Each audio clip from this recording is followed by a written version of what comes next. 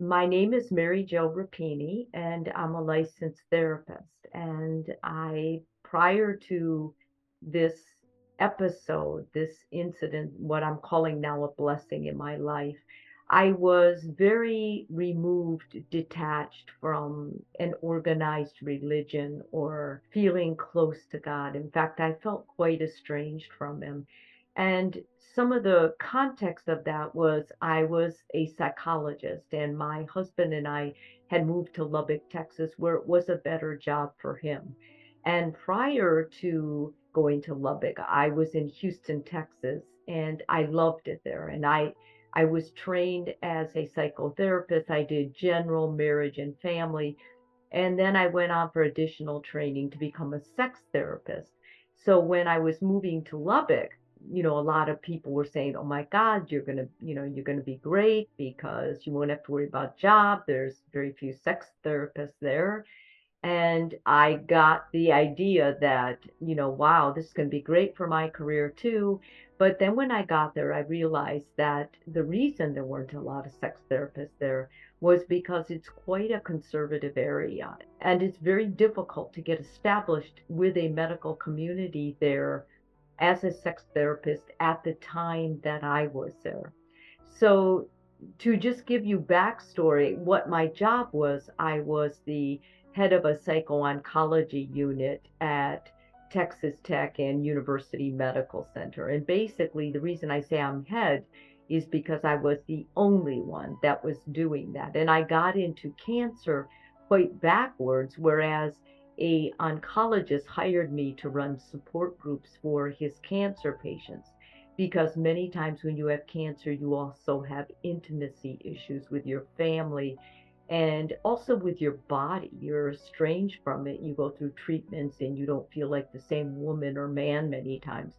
So he brought me through a back door, and I began running these groups, and I found my niche, if you will, with cancer patients. So I was working with them, and I worked in a pediatric floor as well. And I saw a lot of terrible things, kids getting cancer, painful treatments and struggling. And it just started deteriorating how I felt about a God, a loving God, especially. So now on to my story. I'm carrying that in my heart at the time of the story. I was going to Gold's Gym. It was a Saturday morning, the 19th of April, which we call I was raised as Roman Catholic. It was Holy Saturday. And the next day was Easter, and I was having a big brunch at my house. I had a lot of things on my mind.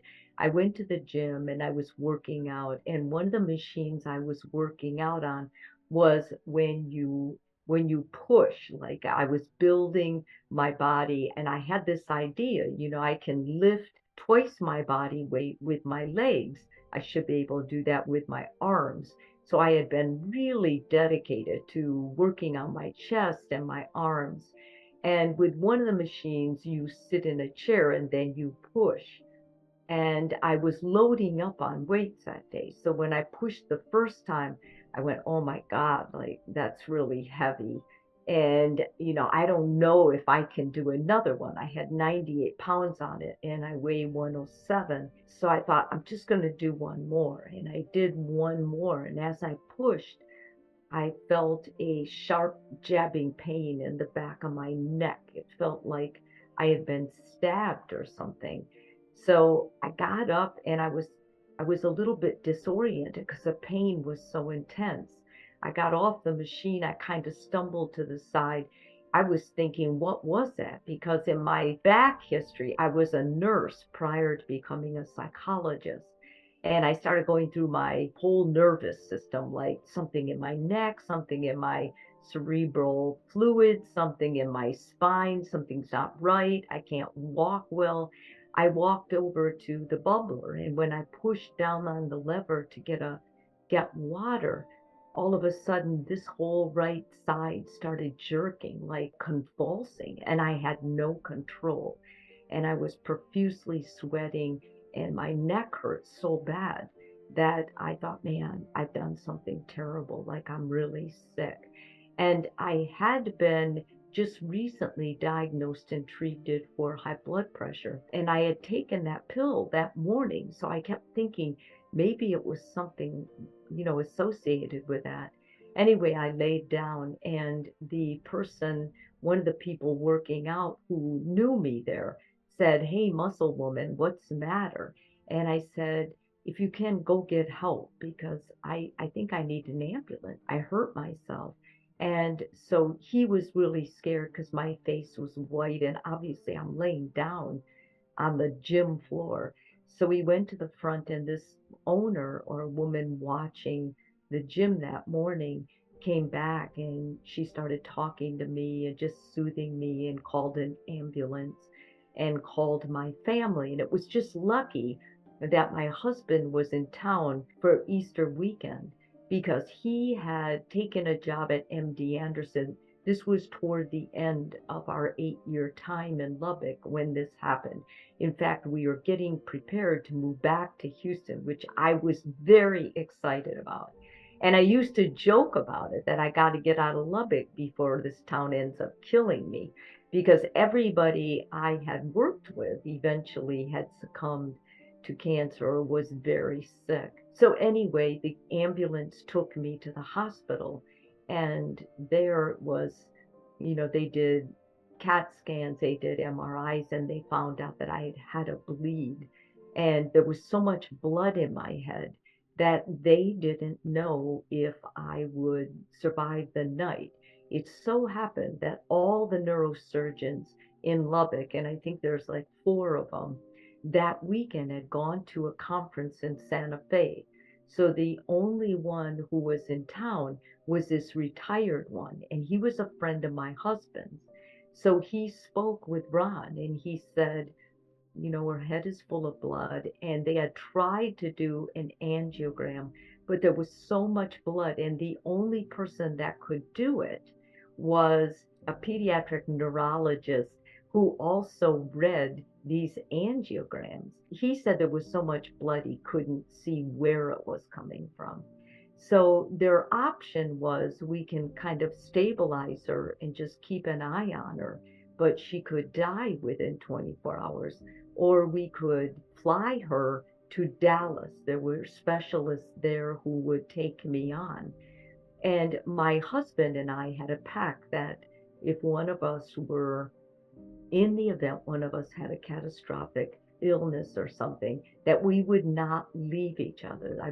I watched a lot of people die alone, and it's terrible. And I got this sense that when you are dying, you should have another human who loved you or can love you. Until God takes your hand, they've got your hands and they're holding them. So my husband was told he couldn't go in the jet with me, that it would have been too much weight or the weight would have been off. And to pressurize the cabin, they just wouldn't take that risk with him there. So he decided, and we, because I was in and out of consciousness, I was able to talk to him. I was extremely relaxed.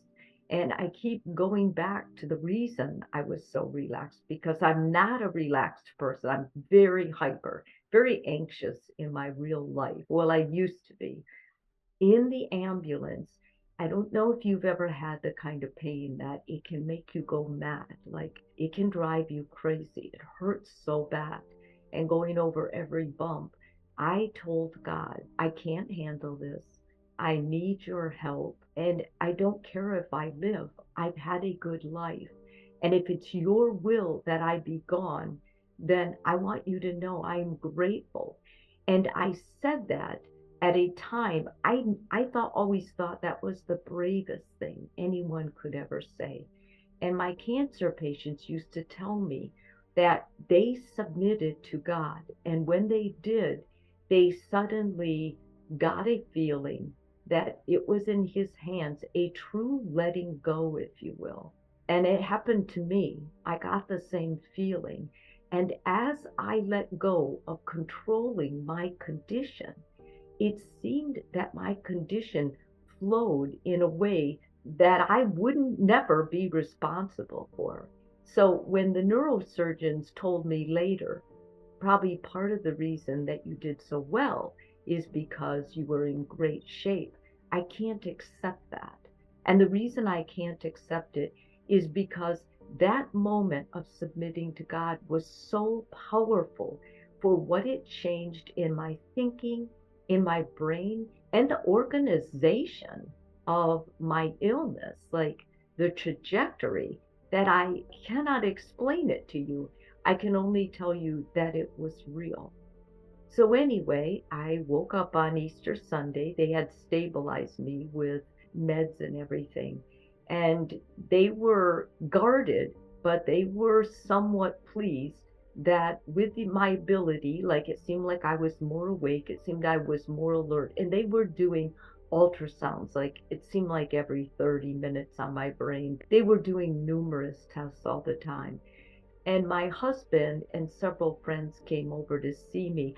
I was supposed to host a brunch at my house, and I was adamant that my husband and my kids host that brunch. Only now do I see how ridiculous it was, but I really thought that I may die. And if I did, I wanted them to have other people. And I have to explain this to you. The fact that I might die, it was not sad to me. It was not heartbreaking either.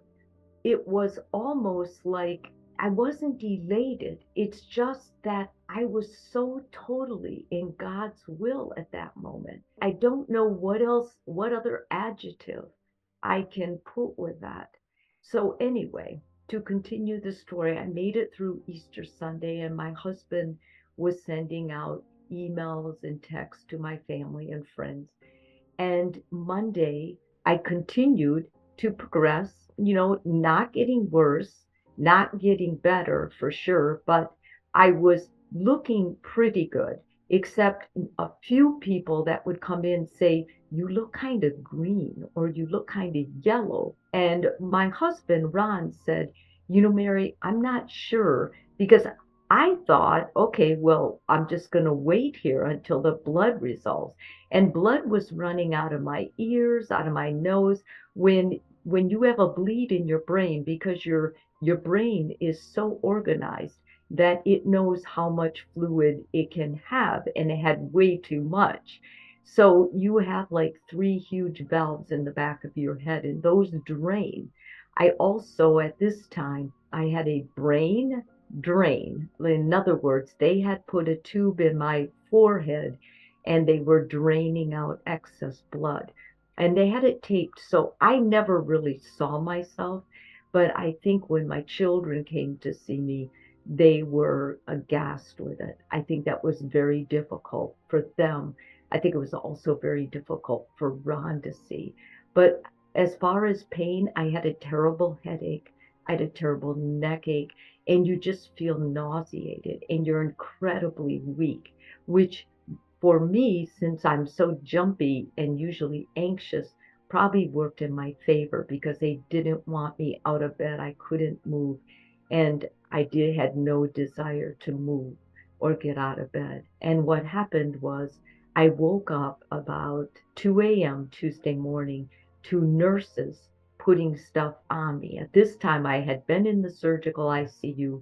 They moved me out to the floor on Monday, and now I was on the floor going back in. And they were putting like monitors on me. They were waking me up. They were doing all kinds of tests. And they told me, you're not doing well. We called your husband and we're going to move you over to the ICU so we can keep a good eye on you. Apparently, my O2 sats had been dropping. So when I was in the surgical ICU, I guess there had been an emergency call to these neurosurgeons in Santa Fe. I don't think they were supposed to come back until Thursday, but two of them came back, if I recall that correctly. Anyway, what happened was they decided that they were going to do surgery on my brain. They had been able to locate the aneurysm, and they believed I was getting septic. And without this brain surgery, I was not a candidate for them to coil it because it had already burst.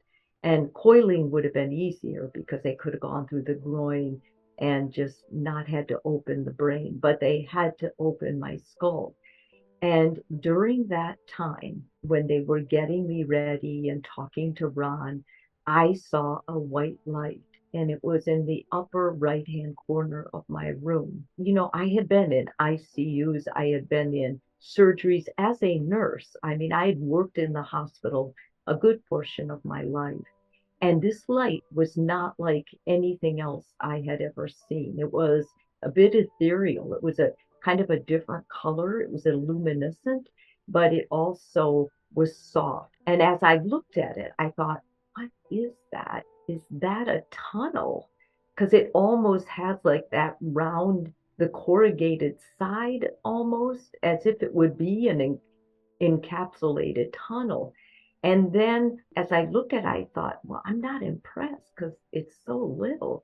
And then all of a sudden, I am moving into it.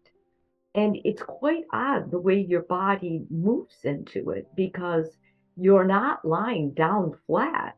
You're kind of upright.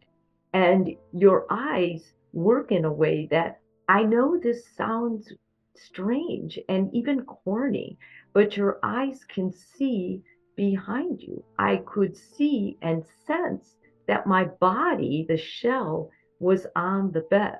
But what was unbelievable to me is I believe my consciousness, which is very important to me, was with me. I think it was part of my soul because I was able to see what people were wearing. And I could see Ron. Ron was there. He had his head in his hands. He was crying and he was looking at this document. It was a surgical consent. And all of a sudden, I left that. I didn't care about it. I was so focused on what I was seeing. And I came to this luminescent, like a light pinkish room. And I got the sense that there were no walls. It was just mass. It was an opening, if you will. And I wasn't the only person going through it. It felt like there were other people. And I'm referring to felt a lot because it doesn't make sense. But you sort of you see with your senses too. Everything is with you as one. And I felt like I knew that place. Like I had felt that place before. I had been there. And all of a sudden, I didn't see the exact action, how it happened. God was holding me and he said, it's not your time.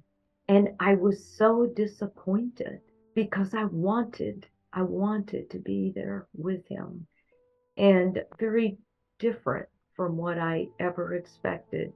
The love was not human, and it was comparing it like to human love would be plastic, like a credit card, whereas this was really deep. And I said, I can't stay, but why not? And I started telling God all of my accolades. I gave free cancer care. I would come up at night when people were dying.